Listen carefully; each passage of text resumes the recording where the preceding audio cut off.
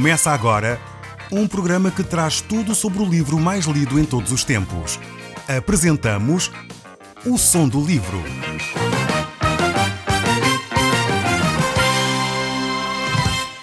Seja muito bem-vindo. Neste podcast vai encontrar o livro mais conhecido e lido em todo o mundo.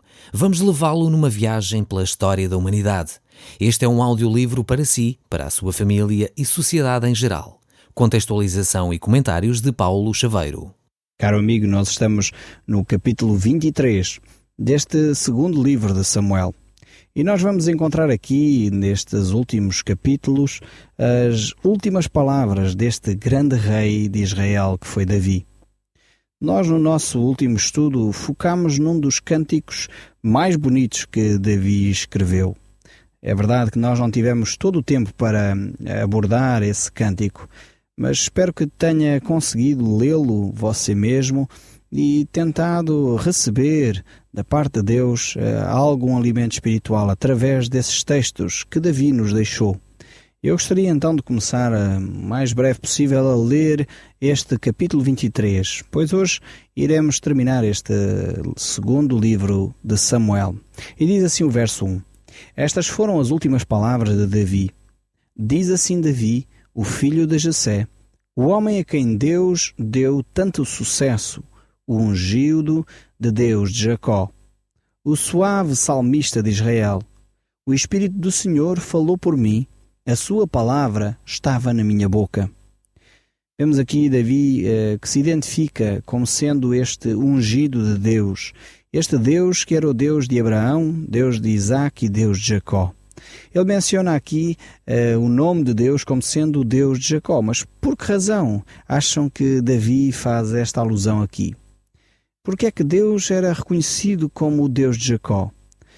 Quando o salmista menciona que Deus aqui era o Deus de Jacó, ele quer dizer que esse Deus é o Deus de graça, é o Deus de bondade, é o Deus que age não porque nós merecemos, mas por amor.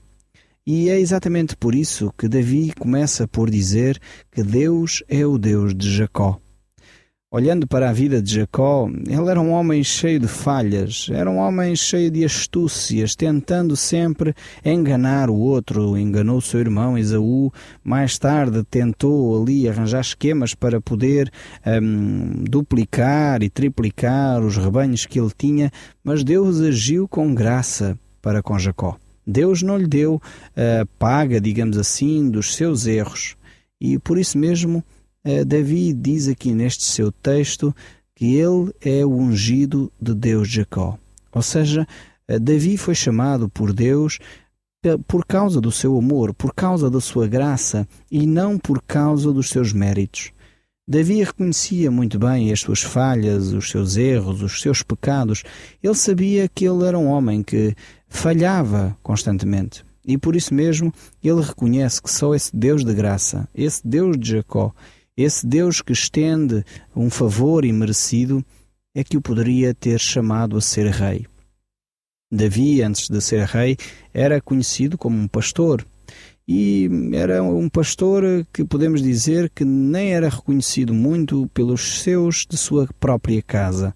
Estamos lembrados que quando Samuel foi ter com Jessé para ungir um rei, Jessé apresentou os seus filhos todos e esqueceu-se de apresentar Davi.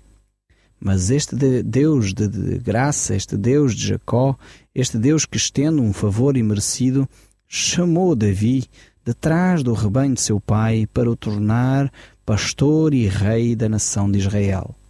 Por isso, Davi aqui escreve nestes textos que ele foi ungido pelo Deus de Jacó, esse Deus de graça.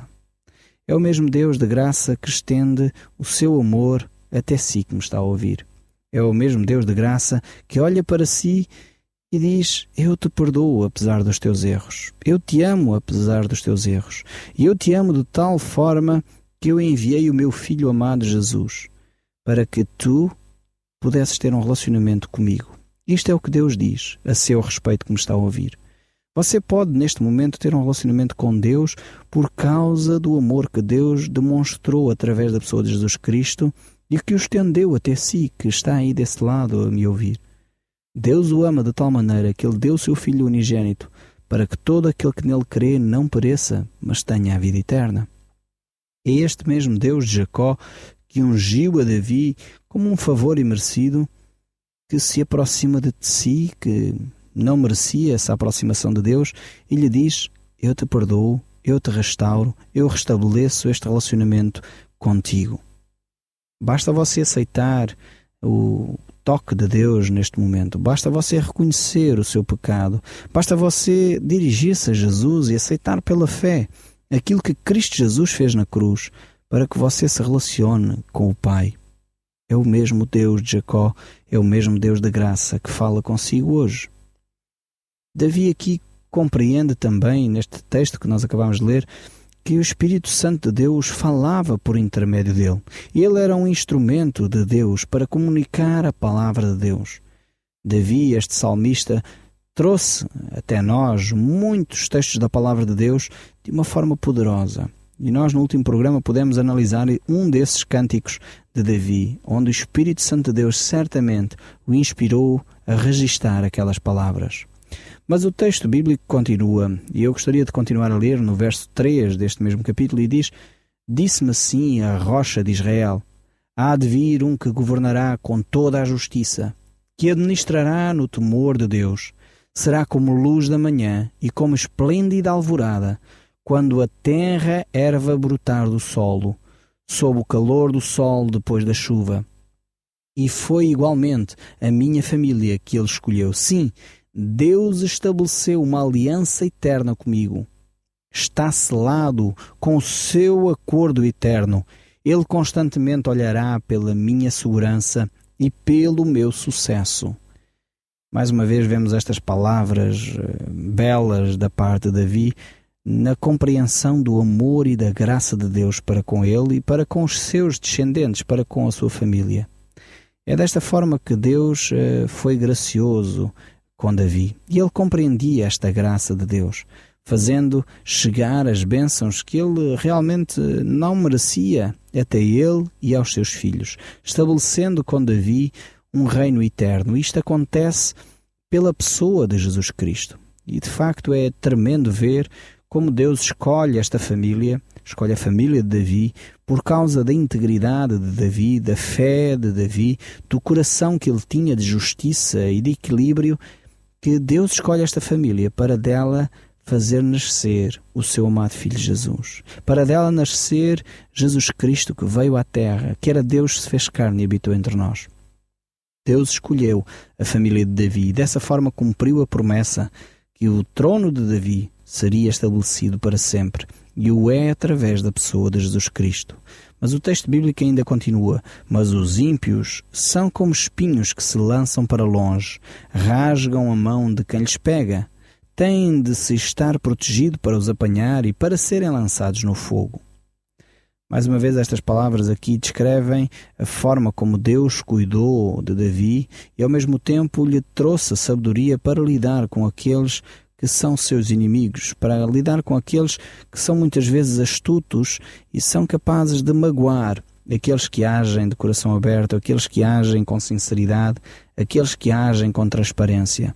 Ele adverte para se tomar cuidado para com essas pessoas que são realmente pessoas sem escrúpulos, pessoas que não são íntegras, pessoas que são falsas, pessoas que agem com um ânimo dobre.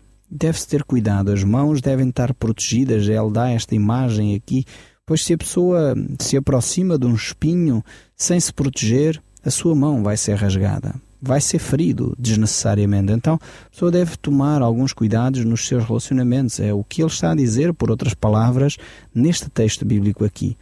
Devemos ter cuidado na forma como nos damos às pessoas que estão ao nosso redor. Não com desconfiança, não é isso que eu estou a dizer, nem creio que seja isso que a palavra de Deus nos está a sugerir. Não, mas devemos tomar algumas providências, devemos ter alguma cautela na forma como nos relacionamos.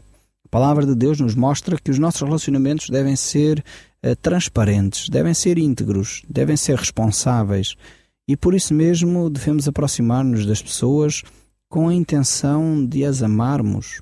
O próprio texto bíblico nos ensina que nós devemos bem dizer até aqueles que dizem mal de nós.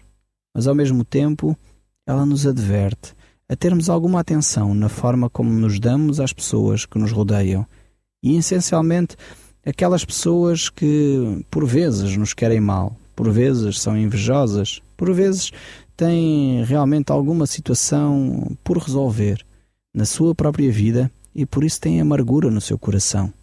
Então a palavra de Deus nos adverte a termos alguma cautela nesse sentido. Mas voltando aqui ao texto bíblico, no verso 8, diz assim: são os seguintes os nomes dos 3 mais valentes que Davi teve, os mais heróicos soldados do seu exército. O primeiro foi Joseb-Basebet, de Tacmoni, também conhecido por Adino, o Esnita. Certa vez matou 800 homens numa só batalha. Depois é Eleazar, filho de Dodo, o neto de Aió.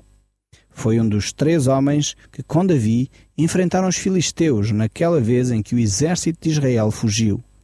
Matou filisteus até que a sua mão, de cansada, já lhe doía ao segurar a espada. O Senhor deu-lhe uma grande vitória. Aliás, o resto do exército só voltou na altura de recolher os despojos. A seguir vem Samá, filho de Agé de Arara. Uma vez, no decorrer de um ataque dos filisteus, quando todos os seus homens o tinham deixado só e fugindo, ficou sozinho no centro de um campo de lentilhas e conseguiu pôr em debanda os filisteus. Também a este Deus deu uma grande vitória. Nós notamos aqui estes valentes que estavam no exército de Davi. Eles lutavam contra os inimigos. Estes inimigos eram realmente poderosos, mas ao mesmo tempo estes homens alcançavam vitórias porque Deus estava do seu lado. E era Deus que realmente trazia o triunfo sobre eles. Nós devemos lembrar sempre que a nossa fé, quando é colocada nas mãos de Deus, ela deve ser transportada para a ação também. Ou seja, a nossa fé não pode ficar simplesmente numa atitude mística, numa atitude assim meio contemplativa. Não. A palavra de Deus nos mostra que a nossa fé deve ser colocada em ação. Deve ser posta em prática. Deve ter ação de forma que essas ações sejam bíblicas, sejam de acordo com a palavra de Deus. E Deus certamente ficará alegre por ver quando nós colocamos a nossa fé em prática, ou seja, a nossa fé quando ela é experimentada, então ela tem como consequências uma ação concreta no terreno, no dia a dia. Dizer que temos fé em Deus, mas depois ficarmos numa atitude contemplativa, numa atitude passiva diante das circunstâncias, isso pode nos manifestar, pode mostrar que realmente a nossa fé é uma fé fraca, ou pior ainda, que nem temos fé. Não confiamos o suficiente em Deus para agir em conformidade com aquilo que Deus espera de nós. Estes valentes aqui eram homens que dependiam de Deus, que reconheciam que era Deus que agia através deles, mas ao mesmo tempo eram homens que estavam prontos para a ação. O verso 13 nos diz ainda: um dia em que Davi vivia na caverna de Adulão, os invasores filisteus estavam no vale de Refaim. 3 dos 30 oficiais comandantes do exército israelita desceram no tempo da cega para o visitar. Davi encontrava-se bem coberto militarmente. Os guerrilheiros filisteus tinham ocupado a proximidade da cidade de Belém. E Davi então emitiu um desejo e disse: como estou sequioso de beber um pouco da boa água do poço da cidade. Tratava-se de um poço que estava nas proximidades da entrada da povoação. Então os 3 homens irromperam através da guarnição dos filisteus e foram tirar água e trouxeram-na a Davi. Este, contudo, recusou bebê-la. Em vez disso, derramou-a perante o Senhor. Não, meu Deus, exclamou ele, não posso fazer tal coisa. Esta água representa sangue destes homens que assim arriscaram a sua vida. Temos aqui este texto que relata um episódio muito interessante. 3 destes homens valentes de Davi ouviram Davi pronunciar um desejo. Ele gostaria de beber um pouco daquela água que estava junto àquele poço perto daquela cidade. E eles não tiveram meias medidas, ouviram isto e puseram-se a caminho, foram buscar então a água para Davi. E Davi realmente era um homem íntegro, era um homem justo e que valorizava a vida dos seus militares. Por essa razão, ele não permitiu com facilidade que estes homens arriscassem a vida por uma coisa que ele tinha pedido, e ele valorizou de tal forma aquele ato deles que ofereceu a água que eles traziam ao Senhor. Talvez numa primeira leitura, se calhar demasiado rápida, poderíamos pensar que Davi estava a desonrar aqueles homens, mas não, é exatamente o contrário. Ele, por ver o ato corajoso destes homens, que colocaram a sua própria vida em risco para satisfazer um desejo de Davi, ele disse, só Deus tem a honra, só Deus pode receber este tipo de honra e merecimento. Por isso Davi ofereceu aquela água a Deus, num sentido de que estes homens eram realmente homens capazes, homens valentes, e que ele estava a valorizar os seus atos. Infelizmente, nem sempre nós valorizamos a vida dos outros desta forma. É pena que muitas vezes isso não aconteça, que as pessoas não valorizem assim a vida dos outros. Em vez disso, muitas vezes as pessoas valorizam mais os objetos, valorizam a água, a comida, os carros, os telemóveis, as casas, em vez de valorizar as pessoas. E é triste quando isto acontece. Conta-se uma história de um rapaz que se apresentou como voluntário para servir a sua pátria num tempo de guerra. Depois de ele fazer os primeiros exames para verificar se tinha ou não as condições para ser militar, lá as pessoas que estavam responsáveis por fazer o recrutamento disseram: não, você não está apto para o serviço militar e por isso mesmo não pode servir a pátria nesse sentido. Mas aquele jovem era tão desejoso de honrar a sua pátria, defender a sua nação, que insistiu, que queria realmente servir e honrar a sua pátria. Aquele chefe militar disse: não, você realmente não pode fazê-lo, não pode cumprir o serviço militar, mas nós olhamos para si não por causa da perda da sua vida, mas pelo custo que as armas têm. Seria um desperdício financeiro para o Estado perder as armas e as munições. Vemos aqui com esta atitude que estes líderes militares que estavam ali valorizavam muito mais os objetos, a economia, o dinheiro, do que a vida deste jovem, do que o objetivo que ele tinha de honrar e servir a sua nação. Davi era um homem que não colocava as coisas à frente das pessoas, de forma alguma. Ele valorizava as relações que tinha, ele valorizava as pessoas, por isso ele pegou naquela água e a ofereceu a Deus. Ela a entregou nas mãos de Deus. Tal era o valor que aquela água tinha para Davi. Mas nós chegamos então ao capítulo 24 deste segundo livro de Samuel. E diz assim a palavra de Deus: a ira do Senhor tornou a acender-se contra Israel. Davi foi levado a tomar uma decisão que trouxe grave prejuízo para o povo. A decisão era a de levantar um recenseamento a nível nacional. O rei disse a Joabe, comandante do seu exército: faz o recenseamento geral de toda a população, de uma ponta à outra da nação, para que se saiba quantos são ao todo.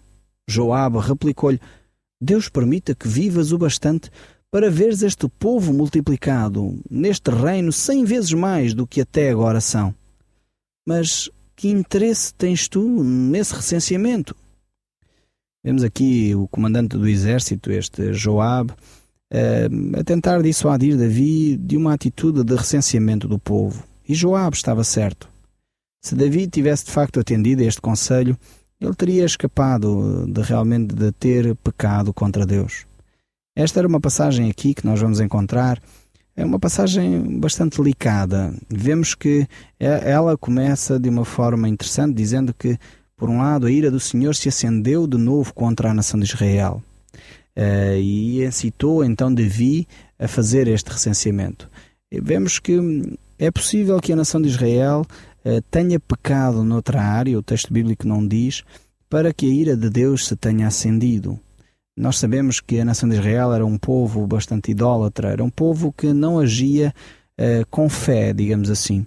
E foi exatamente esta atitude que Davi revelou ao tomar esta posição. Ele manifestou uma falta de fé em Deus. Ele sabia que era Deus que sempre que ele saía à batalha estava com ele e o conduzia e o guardava, lhe dava a vitória.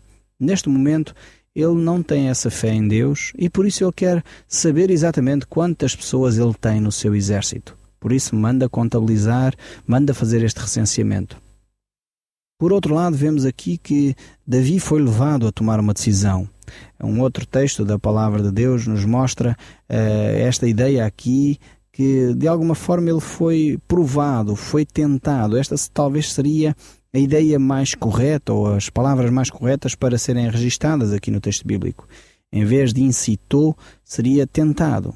E na realidade, muitas vezes nós somos tentados. Isso não é sinónimo de que tínhamos que pecar, que tínhamos que cair, que tínhamos que desobedecer a Deus.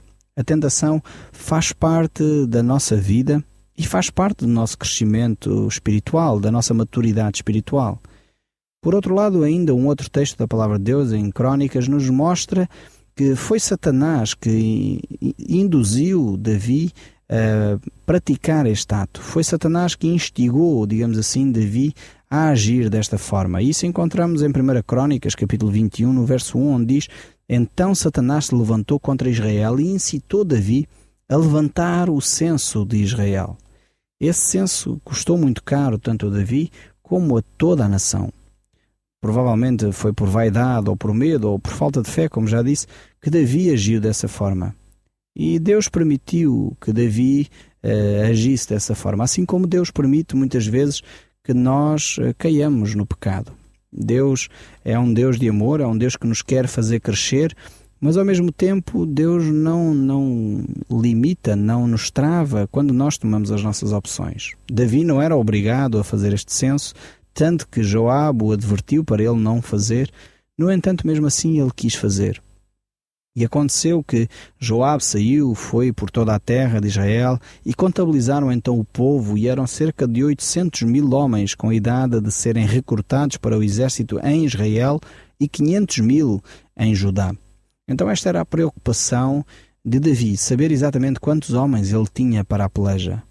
Mas após ele ter mandado fazer o recenseamento, diz o verso 10, a consciência de Davi começou a acusá-lo. E ele disse ao Senhor: O que é que eu fiz? Isto foi muito mal. Peço-te que me perdoes esta minha louca transgressão. Na manhã seguinte veio a palavra do Senhor pelo profeta Gad, que era através de quem Davi contactava com Deus. E disse o Senhor a Gad: Diz a Davi que lhe dou a possibilidade de ele escolher entre 3 alternativas. Nós vemos que Davi tomou logo consciência do seu erro e não se apercebeu inicialmente que estava, por um lado, a cometer um erro grave, mas depois de ter sido advertido, depois de ele ter ouvido Joabe, ele deveria ter refletido. Se era realmente uma falta de fé aquilo que ele estava a fazer, ele não deveria ter dado esse passo. Deveria se ter arrependido e voltado para trás. Muitas vezes, quando nós somos tentados, não necessitamos de cair nesse pecado. Temos sempre um recurso de poder evitar esse pecado. E é isso que nós aprendemos aqui nestes textos de Davi. O Som do Livro, uma produção da Rádio Transmundial de Portugal.